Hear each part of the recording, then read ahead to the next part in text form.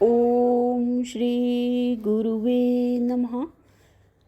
न गुरुरधिकं तत्त्वं न गुरुरधिकं तपः, तत्त्वं ज्ञानात् परं नास्ति, तस्मै श्री गुरुवे नमः।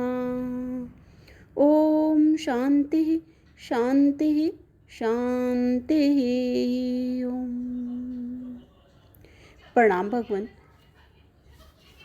चरपट पंजरिका भगवान श्री आदि गुरु शंकराचार्य जी विरचित, और इसके मंत्रों की व्याख्या भगवान परमहंस स्वामी योगानंद जी, जिनको आलू वाले बाबा भी कहते हैं, बहुत ही सुंदर मंत्रों की व्याख्या की है भगवान। मंत्र नंबर 15 की व्याख्या को आगे कंटिन्यू करते हुए मंत्र नंबर 15 है, का तव कांता कस्ते पुत्रः संसारो अयम अतीव विचित्रः, कस्य त्वं वाकुत अयातः तत्त्वं चिन्त्य तदिदं भ्रान्तः। तो स्वामी जी बता रहे हैं कि श्री रामचंद्र जी ने कहा है कि विषयों की रचना से वन के मृग के समान मोह युक्त देव आदि के हाथ बिक चुके हो, ऐसे ही रहे हैं, ऐसे हो रहे हैं। विषयों की रचना से जो है वो वन मृग के समान मोहयुक्त देव आदि के हाथ बिक चुके हों, ऐसे हो रहे हैं। नीच काम करने वाला और अपना ही पेट भरने में कुशल काल नाम का धूर्त जगत में सब लोगों की को हमेशा आपत्ति के समुद्र में पटका करता है। जैसे अग्नि उष्ण प्रकाश वाली लौ से भीतर और बाहर जलाता है, ऐसे ही काल भी उग्र चेष्टा से लोगों को दुष्ट आशा के भीतर और बाहर जलाया करता है। इंद्रियों की विषयों में प्रवृत्ति रूप नीति जो काल की स्त्री है, वह स्त्री होने से चंचल स्वभाव वाली है और जितेंद्र पुरुषों को भी भ्रमाने वाली है। वह धीरज को रहने नहीं देती। जैसे सर्प वायु को खाता है, वैसे ही काल प्राणियों को खाता है। यमराज दया रहित पुरुष के समान दंड देने वालों में शिरोमणि है। वह किसी पर दया नहीं करता। सब प्राणियों पर उदारता से बरतने वाला मनुष्य दुर्लभ है। प्राणियों की सब जाति तुच्छ शक्ति वाली है। विषयों के स्थान भयंकर हैं। आयुष अत्यंत चंचल है। मृत्यु बहुत क्रूर है।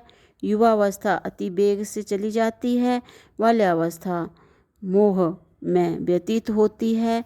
लोग विषयों की चिंता से घिरे हुए हैं। संसार के संबंधी बंधन रूप हैं। भोग संसार में रोग के समान है। तृष्णा मरुजल के समान है। इंद्रियां शत्रुता करती है। परमार्थ नहीं के समान हो रहा है। जिसका मन ही शत्रु है, ऐसा आत्मा मन के अभिमान से मन रूप होकर आप ही अपने को दुखी करता है। जिसका मन ही शत्रु है, ऐसा आत्मा मन के अभिमान से मन रूप होकर आप ही अपने को दुखी करता है। अहंकार स्वरूप को दुखी करता है। बुद्धि स्वरूप की निष्ठा रूप दृढ़ता से रहित है। क्रियाएं दुष्ट फल को दिया करती है। मन की दौड़ स्त्रियों की तरफ हुआ करती है।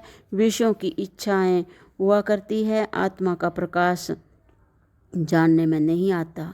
स्त्रियां दोष को सैन्य के समान हैं। स्त्रियां दोष की सैन्य के समान हैं। शास्त्र पर प्रेम नहीं रहा।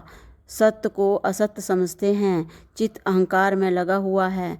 पदार्थ विनाशी और परिणाम वाले हैं। आत्मस्वरूप जानने में नहीं आता। व्याकुलता को प्राप्त हुई बुद्धि तपा करती है। विचारों के ऊपर राग रूप रोग बढ़ता रहता है, वैराग्य प्राप्त नहीं होता, सद्विचार रजोगुण से मारा गया है, मोह बढ़ता जाता है, सद्वस्तु अत्यंत दूर हो रही है, जीवन अस्थिर है, मृत्यु सामने खड़ी है, बुद्धि मंद और मलिन हो गई है, शरीर का अवश्य नाश होने वाला है, देह में जड़ अवस्था जबरन घुसी जाती है, पाप कर्म में चित्त लगा रहता है, सज्जनों का समागम नहीं होता, किसी लोक का दुख भी अविचल देखने में नहीं आता, परमात्मा प्राप्त नहीं होता, भीतर ही भीतर मन घबराया करता है, दूसरे का भला होता हुआ देखकर खुशी होना तो दूर रहा, निर्मल करुणा उदय नहीं होती, नीचता समीप चली आती है, धीरज चला जा रहा है, दुर्जनों का समागम हुआ करता है, सब पदार्थ आने जाने वाले हैं, वासना संसार में बांधती है, सच्चा उपदेश देखने में नहीं आता, सच्ची बातों का स्थान ही नहीं है, पर्वत भी टूट जाता है, आकाश का भी लय होता है, भुवनों का नाश हो जाता है, पृथ्वी का जल में लय होता है, समुद्र सूख जाते हैं, तारे टूटते हैं, स्थिर सिद्ध लोगों का भी नाश होता है, दानव नष्ट हो जाते हैं, ध्रुव का जीवन अध्रुव है, देवता भी मारे जाते हैं, इंद्र भी काल के मुख का ग्रास बन जाता है, यम काल के झपेटे में आ जाता है, वायु सत्ता रहित हो जाती है, चंद्र शून्य हो जाता है, सूर्य विखंडित हो जाता है, अग्नि का अभाव होता है, ब्रह्मा भी समाप्त होता है, अजन्मा ऐसा विष्णु भी हरा जाता है, रुद्र की रौद्रता नहीं रहती, काल भी लय होता है, फूल की आव चली जाती है, अनंत ऐसा आकाश भी क्षय हो जाता, क्षय को प्राप्त होता है, जिसका स्थूल रूप जानने में नहीं आता और सूक्ष्म रूप भी सुनकर बोलकर कोई जान नहीं सकता, ऐसा कोई पुरुष अपने स्वरूप में ही माया से ब्रह्मांड को दिखाता है, अभिमान के अंश को प्राप्त होकर रहे हुए सब भूतों के भीतर रहने वाले इस पुरुष से जो वियाधा को प्राप्त नहीं होता हो, ऐसा कोई पदार्थ नहीं है।